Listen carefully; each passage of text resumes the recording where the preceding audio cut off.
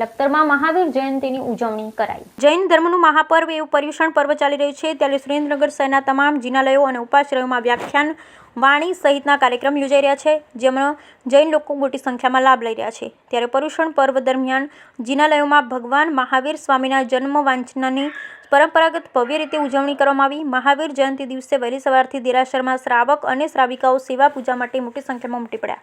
ત્યારે લખતર મૂર્તિપૂજક જૈન સંઘના મહિલા મંડળ દ્વારા સ્નાત્ર પૂજનનું પણ આયોજન કરવામાં આવ્યું।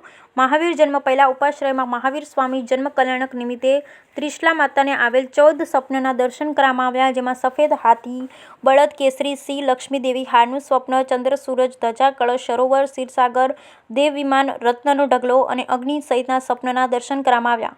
14 સ્વપ્નને પુષ્પની માળા પહેરાવવામાં આવી, સાથે અષ્ટમંગલના સ્વપ્નના ઉતારી ત્યારબાદ ભગવાન મહાવીર જન્મની હર્ષોલ્લાસપૂર્વક સાથે ઉજવણી કરવામાં આવી। બાદ શ્રીફળ અને સાકરની પ્રસાદીનું વિતરણ કરવામાં આવ્યું, જેમાં પારણું ઝુલાવવાનો લાભ અનંતરાય ચંદુલાલ પરિવારજનોએ લીધો હતો। જ્યારે મહાવીર જન્મ વાંચન પ્રસંગ નવકાર ઋષિનું લખતરના શ્રી ચંદુલાલ રતિલાલ પરિવાર તરફથી આયોજન કરવામાં આવ્યું। Bureau report Jayendrasinh.